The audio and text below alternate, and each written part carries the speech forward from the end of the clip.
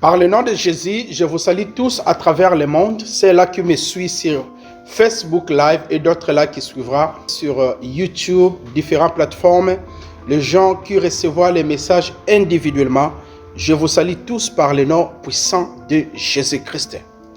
Avant de prier pour commencer notre vidéo d'aujourd'hui, je vous demande la permission avec beaucoup de respect de s'inscrire et d'aimer nos vidéos.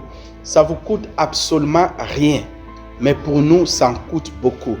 L'une des raisons aussi pour faire participer avec la recommandation de notre Seigneur Jésus-Christ, pour faire propager la bonne nouvelle à travers le monde, vous pouvez aussi de partager les vidéos avec votre plateforme Facebook, WhatsApp, comment vous voudrez de le faire. Ça va beaucoup aider de participer pour notre évangélisation. Je prie.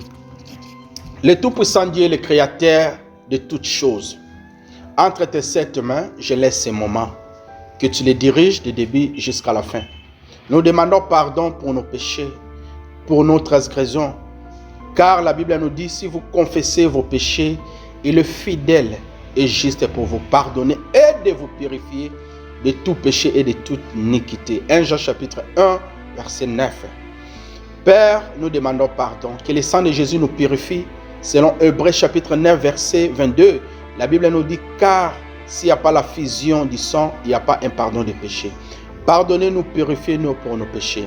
Cher Saint-Esprit, nous avons besoin de toi, car c'est toi qui donnes de vouloir et de faire.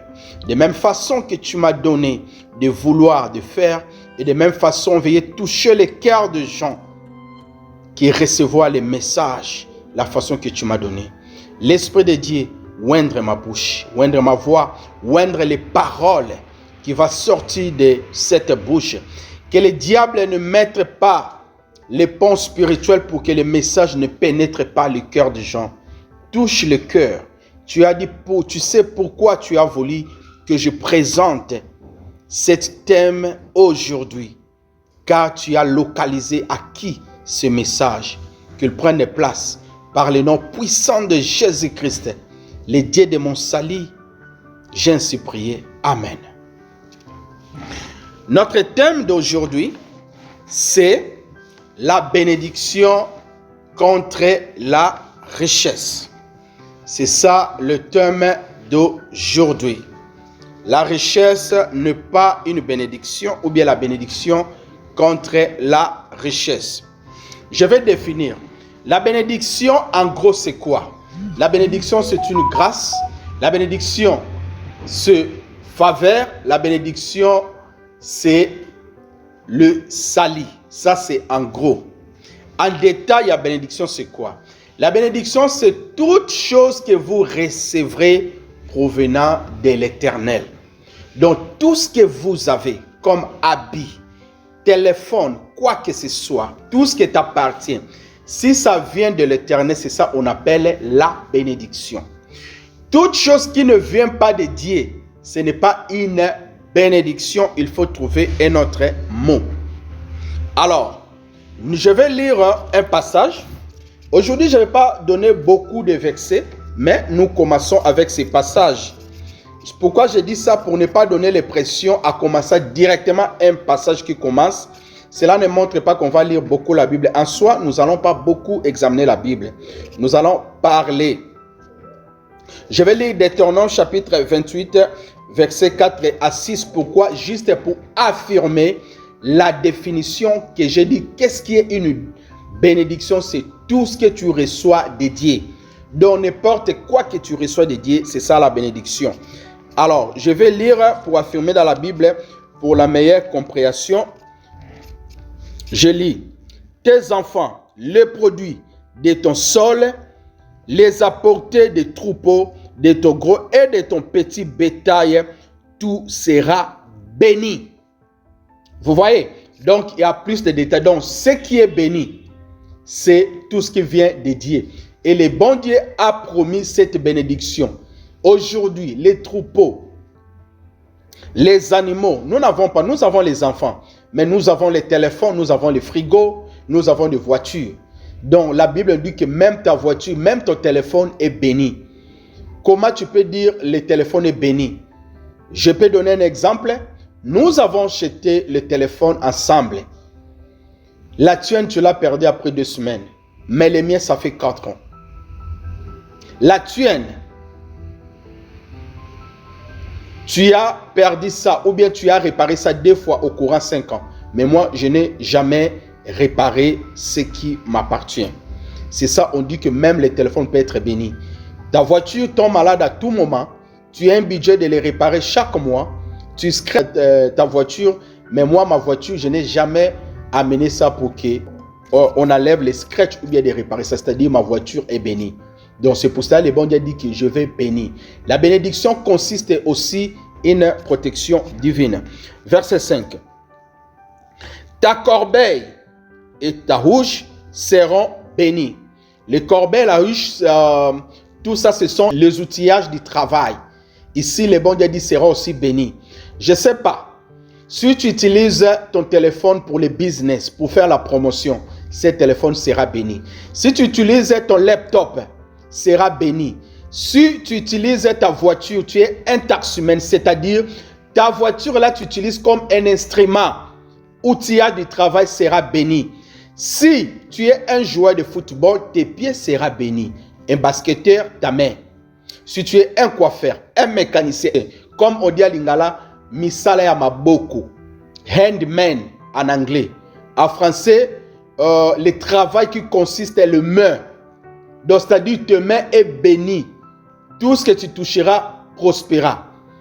C'est ça qu'on a cité ici. Auparavant, leur travail, c'était plus dans le ferme, des troupeaux, des champs.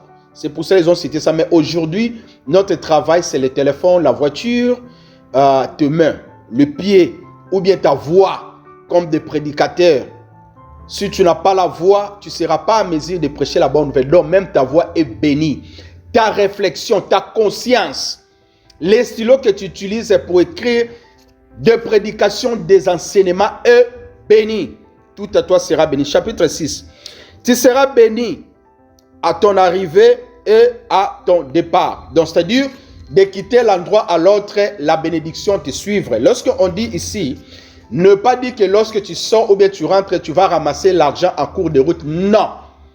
On dit la bénédiction, c'est-à-dire tu as une protection divine. Tu as une assurance divine. C'est ça, on dit. Donc, tu sors, le bon Dieu organise tout pour toi et tout est bien arrangé de A jusqu'à Z. Rien ne va t'approcher du mal. Deuxième définition, je l'ai donnée lorsque je parlais les salis contre la richesse. Mais je vais encore redonner cette définition pour la meilleure compréhension pour les gens qui n'ont pas suivi la première prédication et celles qui ont suivi vont suivre encore ça, c'est pour la meilleure compréhension. La richesse, c'est quoi? La richesse, c'est tout ce qui possède l'homme. Et j'ai eu une question sur mon email. Merci la sœur qui a posé sa question. J'ai oublié votre nom, je m'excuse. Tu as dit que est-ce que le bon Dieu a contredire aussi une bénédiction? J'ai donné le verset à 3 Jean chapitre 1 verset 2. La Bible nous dit: je souhaite que tu prospères à tout égard. La prospérité et la richesse, ce n'est pas la même chose. C'est ça qui me tue maintenant là. De donner plus de définitions, qu'est-ce qui est la richesse?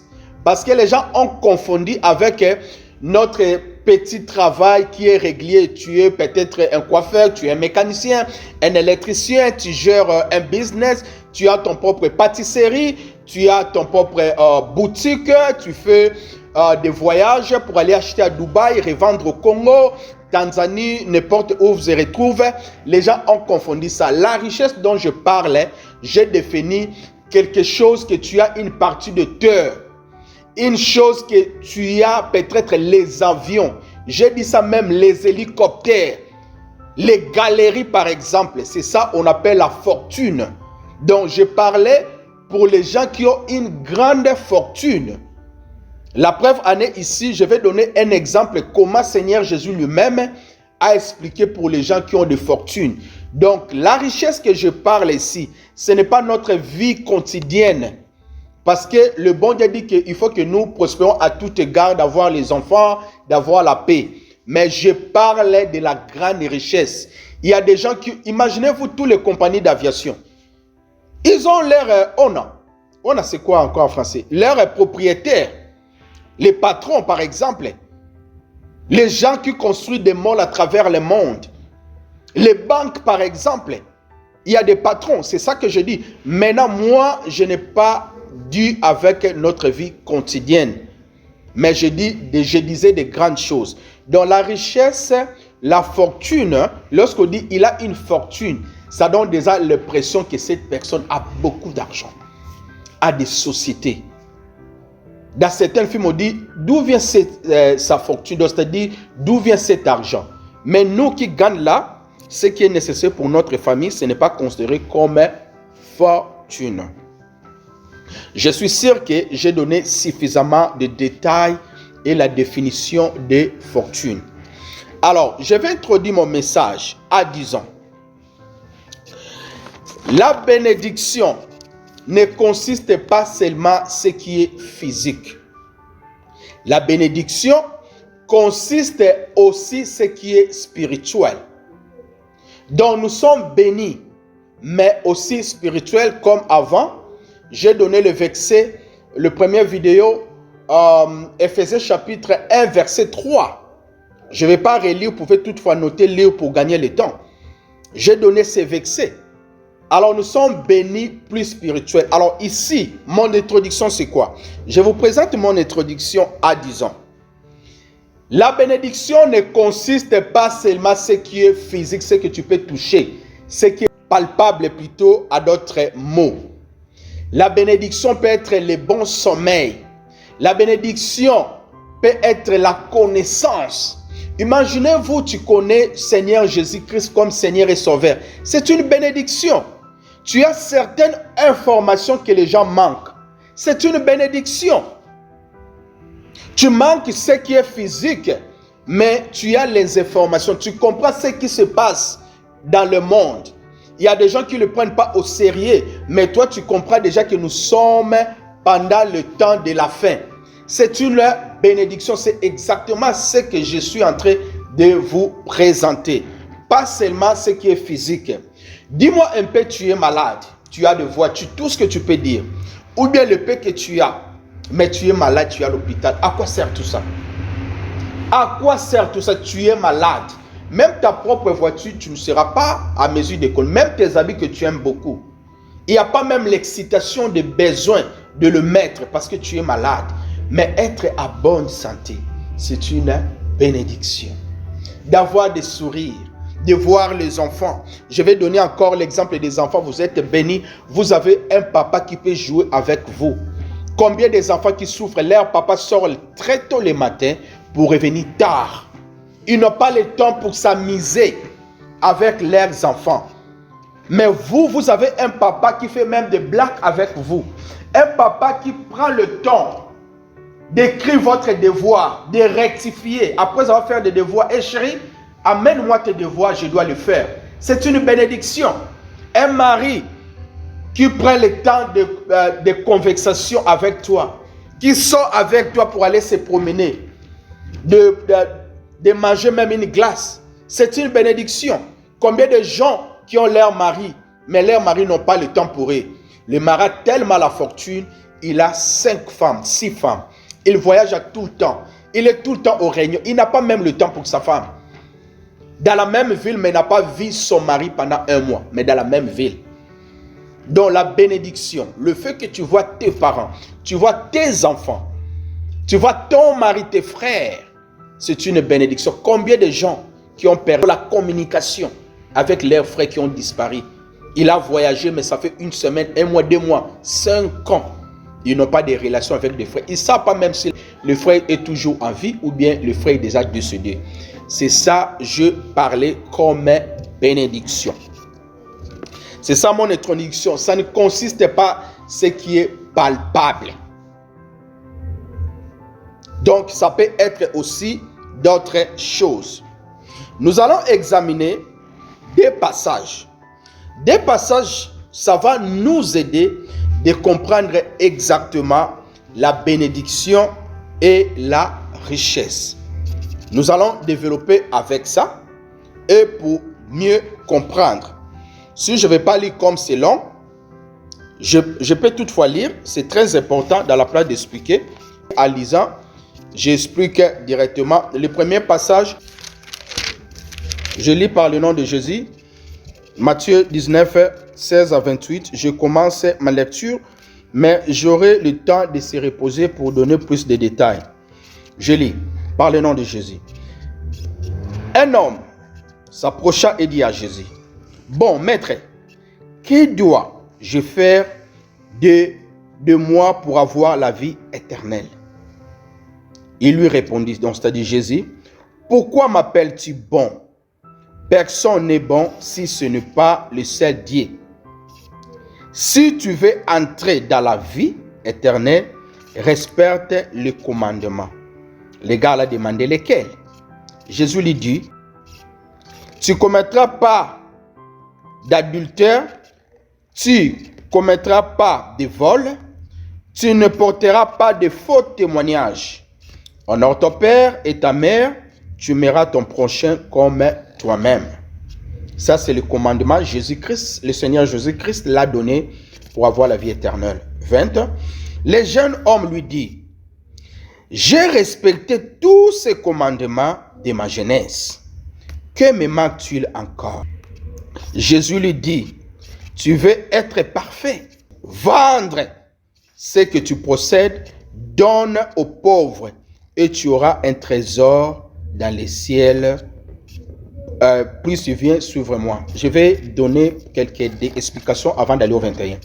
Alors, si la fortune était très importante, pourquoi le Seigneur Jésus-Christ peut dire: va aller vendre et donne cet argent aux pauvres? C'est-à-dire, je ne parle pas de notre vie quotidienne, je parle de la fortune. Les gens qui ont des fortunes, les gens qui ont des banques. C'est ça que je parle. Donc, à quoi sert tout ça? Jésus-Christ a dit: va le vendre et puis venir être mon disciple. En anglais, de say be my disciple, ici, ils n'ont pas mentionné ça. Mais être le disciple, donc de suivre Jésus comme un disciple, après tu auras un trésor dans les cieux. Donc, c'est-à-dire, les jeunes garçons riches là n'avaient pas les trésors dans les ciels. Alors que toi et moi, nous avons un grand trésor aux cieux. Lorsque nous voyons les riches qui ont des fortunes, mais il manque ça. Mais nous sommes bénis parce que nous avons un trésor qui est dans les cieux. Je continue ma lecture. Chapitre 22. Lorsqu'il attendait cette parole, les jeunes hommes s'en alla tout tristes, car ils avaient des grands biens. Vous voyez, c'est que je disais, la fortune, des grands biens. Donc, ils n'avaient pas de biens. J'aime bien la Bible. C'est bien précis. Les jeunes gens, ils avaient des grands biens. Donc, c'est-à-dire, si j'ai une maison, les gars avaient peut-être 100 maisons. Si j'ai ma voiture, les gars avaient peut-être 8 voitures, je ne sais pas. 23, Jésus dit à ses disciples: je vous dis en vérité, il est difficile à un homme riche d'entrer dans le royaume des cieux. Je vais expliquer. Le Seigneur Jésus-Christ a été clair. Il a dit: il n'est pas impossible, il est difficile. Donc, c'est-à-dire, il y a aussi des riches qui hériteront le royaume du ciel. Il y aura aussi des riches. Il y aura aussi des riches. Pas impossible, mais c'est difficile. Je continue. Je vous dis encore, il est plus facile à un chameau de passer par un trou d'aiguille qu'un riche d'entrer dans le royaume de Dieu. Ça, c'est un peu difficile. Imaginez-vous le doigt que tu en as. Fais entrer ça dans l'aiguille, dans l'espace là. C'est difficile, hein? Je ne peux pas dire impossible parce que le Seigneur Jésus que ça dit ce n'est pas impossible, il a dit c'est difficile. Maintenant, les chameaux qui a un dos un peu compliqué, comment il peut entrer? Donc ces gens-là ne sont pas bénis. Parce que le feu que tu n'as pas entré, ce n'est pas une bénédiction. Alors que nous avons une bénédiction. Je continue. Quand les disciples entendirent cela, ils furent très étonnés et dirent, qui peut entrer, être sauvé? Jésus les regarda et dit, aux hommes c'est impossible, mais à Dieu c'est possible. Alors, pour nous c'est impossible, mais à Dieu c'est impossible. Ici c'est clair. Certes, Pierre a pris la parole et lui dit, voici, nous avons tout quitté et nous suivi. Que se passera-t-il pour nous? Jésus répondit, je vous dis en vérité sur les trônes de la gloire, vous qui m'avez suivi, vous serez de même aussi des 12 trônes et vous jugerez les 12 tribus de Juda. Pour être béni, il faut laisser tout ce qui est à toi, comme Pierre a dit. Nous avons laissé tout ce qui est à nous. Qu'est-ce que tu as laissé pour suivre le Seigneur Jésus-Christ? Pose-toi votre question. Tu as tout le temps de suivre l'argent, de suivre les shifts, de chercher le travail. Qu'est-ce que tu as laissé pour suivre Seigneur Jésus, pour avoir tout ça? Ça, ce sont des questions. Luc chapitre 19, verset 5 jusqu'à 8, je lis par le nom de Jésus. Alors, Jésus fut arrivé à cet endroit et il lèvera les yeux, il fit lui dit Zachée, dépêche-toi, descends, car il faut que je m'arrête aujourd'hui chez toi. Zachée s'appressant descendit et accueillit avec joie. Ça aussi c'est très important, il faut recevoir le Seigneur Jésus-Christ avec joie. 7. En voyant cela, tous murmurent en disant, il est allé loger chez un homme pécheur. Mais Zachée se tenant devant le Seigneur et lui dit, Seigneur, je donne aux pauvres la moitié de mes biens. Et si j'ai causé un tort à quelqu'un, je le rendrai 4 fois plus. Avant de lire 9, Zachée a compris la bénédiction, comme j'ai dit avant. Les salis ne consistent pas, toutes les richesses là de ce monde, ne consistent au Seigneur Jésus-Christ. Ici, Zachée a compris la présence du Seigneur Jésus, c'était déjà une bénédiction pour lui. Donc, il n'y avait plus moyen de garder tout ça. Alors que le jeune homme n'a pas compris. Lui, on l'a dit même, va vendre, donne aux pauvres. Il a refusé. Mais Zachée qu'il a compris, on ne l'a pas ordonné, lui-même a fait et il a informé Seigneur Jésus. Et toi qui cherches d'avoir plus, les gens qui avaient donné comme Zachée, mais toi tu veux avoir encore plus. Je vais expliquer le reste vexé pour gagner le temps. Les réalisateurs soufflent déjà. Nous sommes dans les 20e minute. Alors, qu'est-ce qui se passe? La personne qui a bien compris le salut, la bénédiction, n'a plus besoin d'avoir tout ça. N'a plus besoin de chercher tout ça que nous sommes en train de chercher. Alors, je vais lire un passage avant de conclure le message. Nous sommes presque à la fin. Je ne vais pas aller beaucoup de détails parce que nous sommes déjà aux 21 minutes. Nous allons finir rapidement. Je lis Jacques chapitre 4, verset 4. Voilà la Bible nous dit. Adultères que vous êtes, ne savez-vous pas que l'amour pour le monde est le synonyme de la haine contre Dieu? Ne savez-vous pas l'amour de ce monde? L'amour de ce monde qui signifie aimer ce qui est dans le monde. C'est ça la signification. Si on dit que l'amour de ce monde, c'est-à-dire tu aimes danser, tu aimes la musique profane, tu aimes manger, tu aimes... Donc tout ce qui appartient dans ce monde, c'est ça l'amour de ce monde. Ou bien d'autres versions disent que savez-vous pas qu'être ami du monde. Donc un ami du monde, la personne qui a l'amour du monde, c'est juste une personne qui donne plus d'importance dans ce qui est dans le monde. Je continue ma lecture. Celui donc qui veut être l'ami du monde est l'ennemi de Dieu. Chers frères et sœurs, Si tu es l'ennemi du diable, par le nom de Jésus, tu es déjà sauvé. Parce que la Bible nous dit, il a reçu le nom qui est au-dessus de tous les noms afin que tous les genoux franchiront. Tu es déjà sauvé. Mais d'être un ennemi de Dieu qui va te sauver, point d'interrogation. Je vais conclure mon message et prier pour sceller le message. Je vais conclure en disant, il faut savoir quelque chose de très important.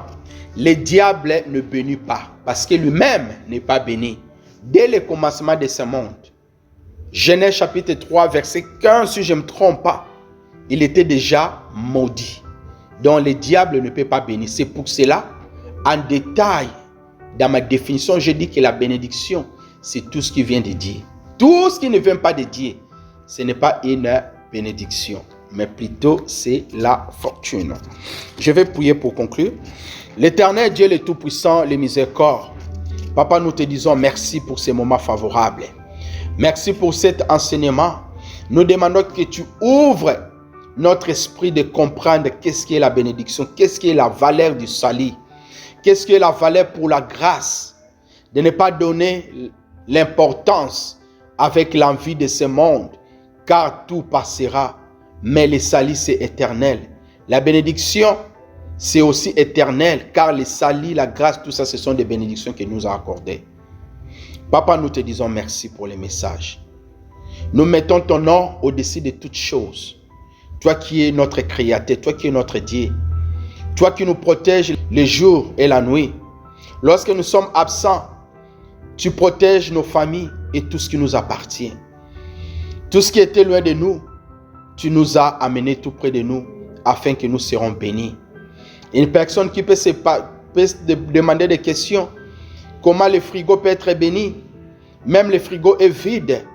Ma chère, mon frère, je te dis, votre frigo est béni. Pourquoi? Parce que votre frigo marche.